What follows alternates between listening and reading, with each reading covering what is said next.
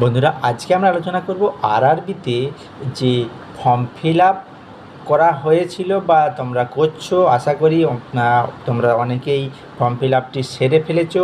তো যারা এখনও ফর্ম ফিল আপ করতে বাকি আছো তাদের হাতে আর সময় নেই। 16/9/2024 হচ্ছে ফর্ম ফিল আপের লাস্ট ডেট।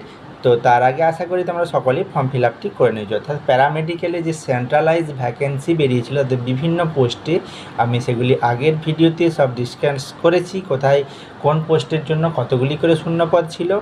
আজকে আমরা সেইখানে আলোচনা করব যে আমাদের যে প্যারামেডিক্যালের যে কোর্সগুলির জন্য বা প্যারামেডিক্যালের যে পোস্টগুলির জন্য ভ্যাকেন্সি বেরিয়েছিল তাতে যে কম্পিউটার বেসড টেস্ট হবে তার সিলেবাসটি নিয়ে আমরা আজকে আলোচনা করব।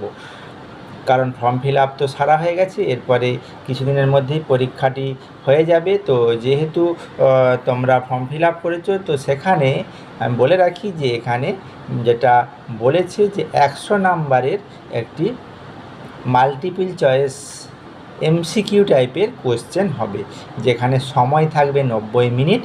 তার মধ্যে যে সাবজেক্টগুলি থাকবে পার্সোনাল এবিলিটি, অর্থাৎ যেই ডিপার্টমেন্টের জন্য তুমি মেনলি ফর্ম ফিল আপ করেছো, প্রফেশনাল এবিলিটিস, তার উপরে থাকবে 70টি কোশ্চেন, 70 নাম্বার। এরপরে জেনারেল অ্যাওয়ারনেস, তার জন্য থাকবে 10টি কোশ্চেন 10 নাম্বারের। এরপরে থাকবে general arithmetic and general intelligence and reasoning, সেখানে থাকবে 10 নাম্বারের জন্য 10টি কোশ্চেন, এবং জেনারেল সায়েন্স থেকে 10টি কোশ্চেন থাকবে 10 নাম্বার। অর্থাৎ টোটাল 100টি কোশ্চেন থাকবে, যার 100 নাম্বারের, অর্থাৎ 100 প্রত্যেকটি কোশ্চেনের জন্য 1 নাম্বার করে থাকবে। এই হচ্ছে নাম্বার ডিস্ট্রিবিউশন। এরপরে আমরা দেখব যে এখানে যে ফর্ম ফিল আপটি করেছো তোমরা, তাদের যে সিলেবাস এখানে তারা বলে দিয়েছে, সিলেবাস কোন কোন টপিকের উপরে থাকবে কোশ্চেনগুলি, বা সেটা আমি আজকে আলোচনা করব। তো আমরা আজকে যে ভিডিওটিতে আলোচনা করব সেখানে ল্যাবরেটরি সুপারিনটেন্ডেন্ট পোস্টের জন্য যে শূন্যপদগুলি বেরিয়েছিল তার জন্য যে কম্পিউটার বেসড টেস্টটি হবে তার সিলেবাসটি নিয়ে আমরা এখন আলোচনা করব। ল্যাবরেটরি সুপারিনটেন্ডেন্ট, যেখানে এখানে যে বলেছে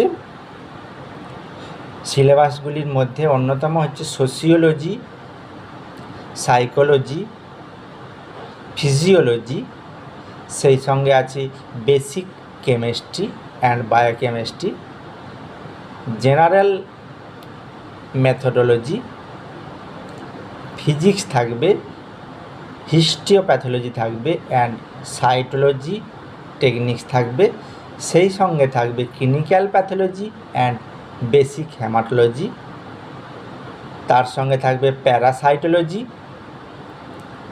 এন্টামোলজি, clinical biochemistry, coagulation and transfusion medicine,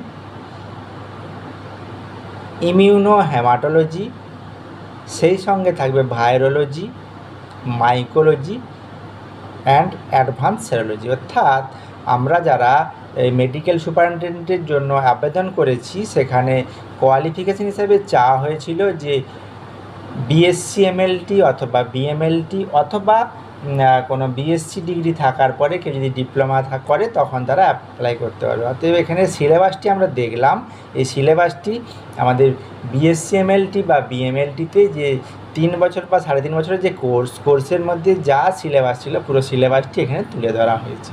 যেই কারণে প্রিপারেশান যদি ভালোভাবে নেওয়া যায় সেক্ষেত্রে এক চান্সে এই রেলের পরীক্ষাতে ক্র্যাক করে ফেলা সম্ভব। এরপরে আমরা দেখব যে ল্যাবরেটরি অ্যাসিস্ট্যান্ট গ্রেড 2 জন্য যে সিলেবাসটি এখানে দেওয়া হয়েছে, মানে যেখান থেকে ল্যাবরেটরি অ্যাসিস্ট্যান্ট গ্রেড 2 এর কোশ্চেনগুলি থাকবে তার মধ্যে হলো anatomy, physiology, biochemistry, fundamental of medical laboratory technology, microbiology, clinical biochemistry, pathology, histopathology, haematology and blood bank, এই সাবজেক্টগুলি থেকে যারা ল্যাবরেটরি অ্যাসিস্ট্যান্ট গ্রেড 2 এর জন্য অ্যাপ্লাই করেছো তাদের এখান থেকে কোশ্চেনগুলি থাকবে, অর্থাৎ যে সাবজেক্টিভ কোশ্চেন 70 নাম্বার থাকবে, এই সিলেবাস থেকেই 70 নাম্বারের কোশ্চেন থাকবে। তো সেই হিসাবে প্রিপারেশানটি তোমরা যদি নিতে শুরু করে দাও সেক্ষেত্রে হাতে এখনও সময় আছে, অতএব তোমাদের ক্র্যাক করতে সুবিধা হবে।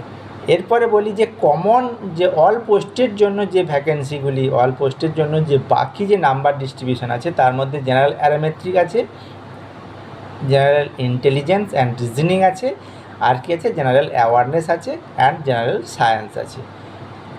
সেখানে যে সিলেবাসটি আছে সেই সিলেবাসটি আমি ডিসপ্লেতে দিয়ে দিলাম, এই সিলেবাসটি তোমরা অবশ্যই দেখে নিও এবং পড়াশোনা শুরু করে দাও।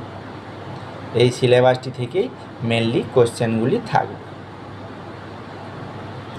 তো আজকে সেই জন্যই আমরা এই ভিডিওটি করলাম যে তোমরা তো প্রায় প্রত্যেকেই ফর্ম ফিল আপ করে ফেলেছো, এবার প্রিপারেশন নেওয়া শুরু করে দিয়েছো বা কেউ কেউ নেবে বলে ভাবছো। তো সেক্ষেত্রে সিলেবাসটি কেমন হবে বা কিভাবে তোমরা পড়াশোনা শুরু করবে সেই জন্যই আমি আজকে মেনলি ভিডিওটি বানালাম। তো ভিডিওটি থেকে তোমরা যদি উপকৃত হও অবশ্যই আমাকে কমেন্ট সেকশনে কমেন্ট করে জানাতে ভুলবে না, বা যদি কোনো কনফিউশন থাকে আমাকে অবশ্যই জানিও।